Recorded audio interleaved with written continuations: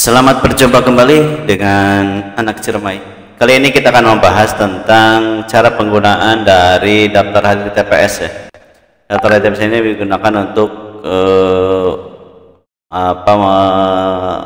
mengetahui bagaimana kehadiran para pemilih ya, supaya tidak tepabulit lah nyiriana. Oke, di sini aplikasi yang digunakan adalah aplikasi daftar hadir desa versi 1.3. Nah, di sini ini untuk Rejagaluh ya, ada TPS 1 sampai 9 maksimum paling banyak di sini. Kemudian ada nama desa dan ini tidak usah dirubah terkecuali untuk desa yang lain atau kecamatan yang lain. Kemudian acara-acaranya bisa dibaca di sini. Jadi nanti tugas KPPS hanya mengisi di kolom B ini ya, semuanya di kolom B. Sama nanti mengisi di C hasil yang warna kuning semua, sama yang warna kuning. Oke, sebelum ke KPPS kita masuk dulu ke database, ke DB.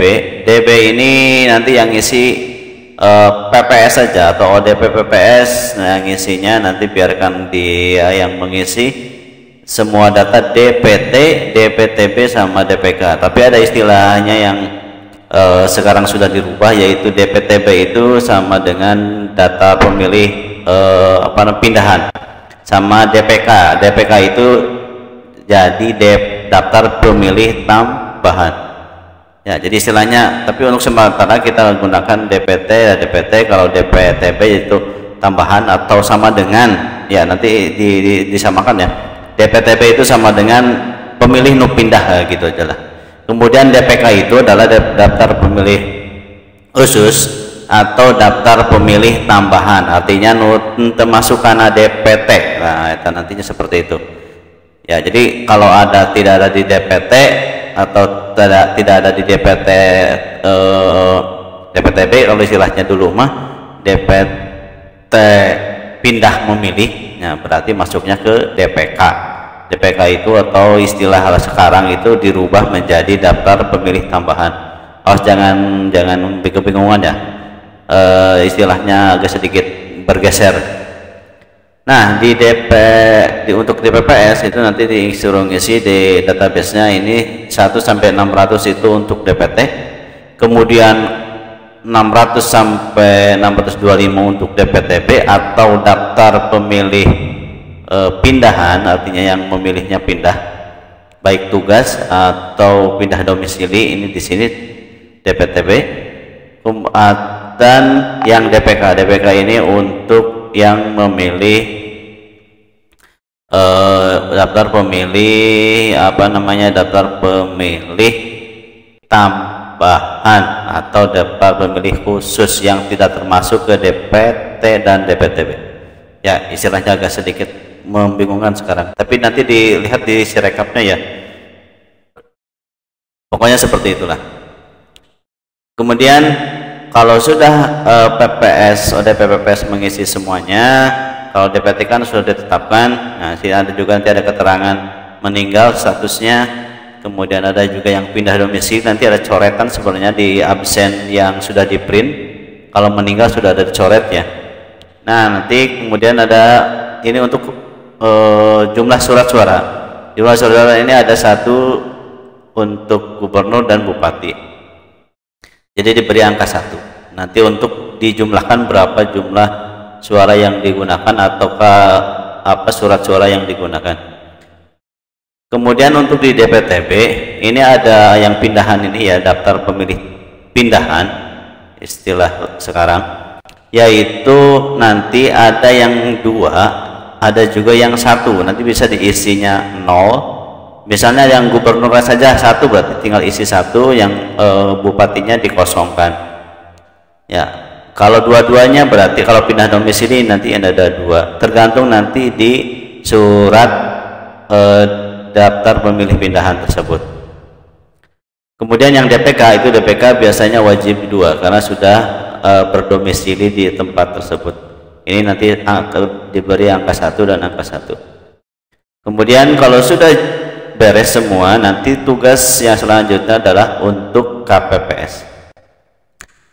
Oke, kita lanjut ke tugas KPPS. Apa saja yang harus dilakukan? Tugas KPPS yang dilakukan adalah hanya mengisi di kolom B atau kolom nomor urut.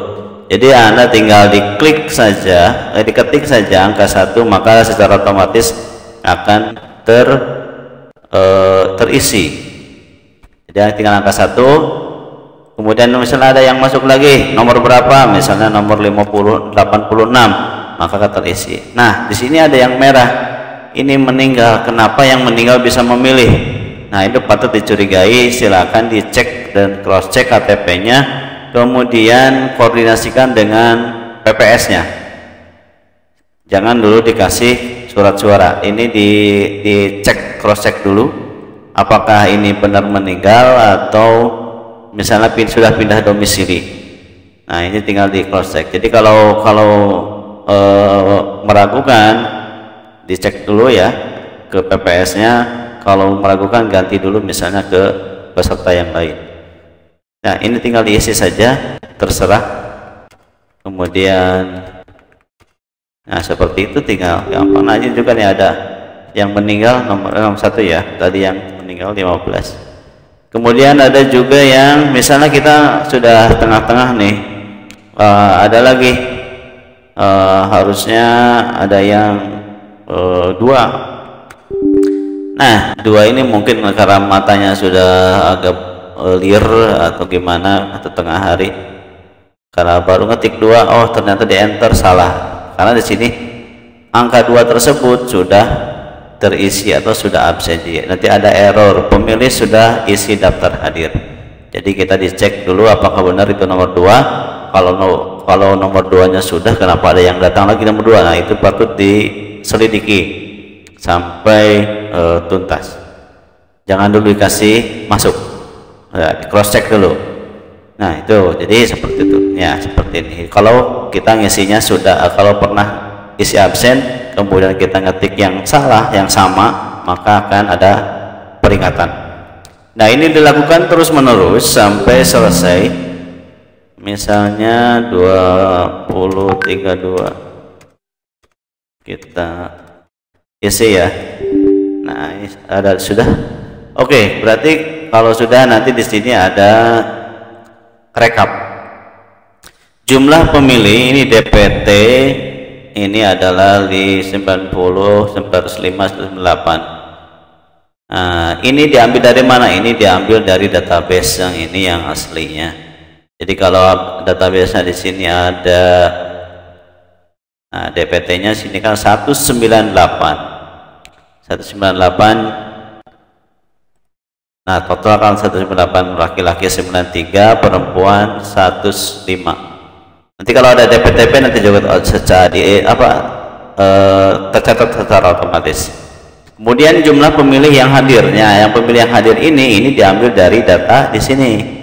Siapa saja yang masuk, nanti dihitung laki-lakinya berapa, perempuannya berapa. Kita tidak usah menghitung satu-satu, di sini sudah tercatat. Jadi kalau DPT-nya ada yang masuk, yang laki-lakinya 16, perempuannya 1, jadi total 17.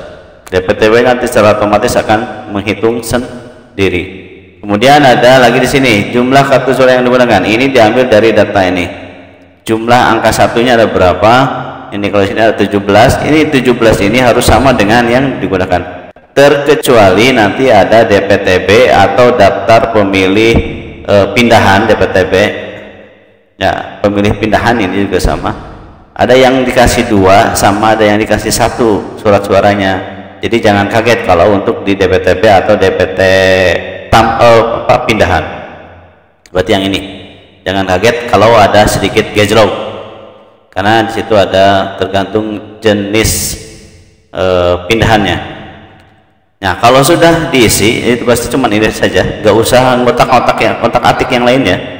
Kalau sudah diisi, maka selesai sudah daftar isi di sini sampai selesai. Kemudian untuk membantu perhitungan C Plano, ini kita sudah siapkan yang harus diisi oleh operator, yaitu yang pertama yang warna kuning semua.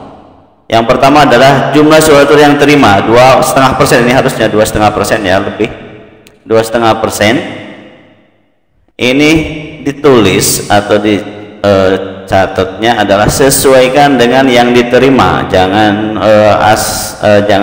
jangan dihitung dari ini ditambah 2%. Pokoknya yang diterima surat-suratnya berapa. Kalau lebih dari 2,5% ya tidak masalah, yang penting dicatat. Kurang dari 2,5% catat saja di situ. Ya, di sini. Kemudian surat-surat yang dikembalikan. Ini yang rusak misalnya ada berapa, tinggal catat ada berapa. Kalau tidak ada dikosongkan saja. Ini nanti untuk rumus otomatis. Ini juga otomatis. Yang diisi disabilitas kalau ada tinggal diisi laki-laki perempuan berapa. Kemudian perolehan suara di sini harus sama. Ini tulisan salah ya, jadi saya kasih peringatan. Berarti kalau masih merah berarti salah. Karena di sini hak daftar yang hadirnya 17, di sini 21 berarti ada kesalahan. Soalnya kesalahannya di perolehan suara sama di suara tidak sah. Suara tidak sahnya berapa? Misalnya kosong, tulis saja kosong. Kemudian perolehan suaranya berapa? Di sini kan total 17. Kita kasih misalnya 3 berarti 12. Misalnya tidak sahnya 5, tinggal tulis 5. Nah, jadi sampai warnanya berubah. Jadi nanti kalau sudah tulisan benar dan warnanya berubah, itu berarti sudah benar. Jadi tinggal diisi nanti ke C plano atau C salinan. Kemudian yang bupatinya juga sama. Di sini sudah otomatis. Nah, ini untuk yang diterima juga sama. Berapa jumlahnya? Kadang mungkin ada beda, ada juga sama. Tergantung yang diterimanya. Kemudian di sini ada jumlah suaranya 17. Yang hadir 17. Di sini ada yang di sini catatnya 10 berarti ada kesalahan. Harusnya misalnya di sini berapa? 8. Di sini 8. Nah, berarti yang tidak sahnya 1. Berarti sudah benar. Nah, seperti itu saja.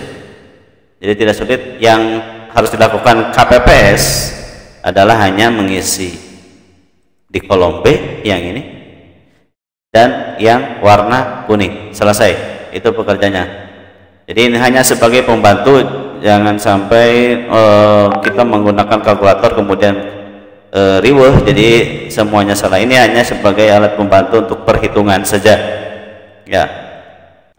Yang dicatatnya nanti ada perbedaan DPTP sama DPK. DPTP istilahnya itu ada DPTP itu sama dengan DPT tambahan atau pindah memilih.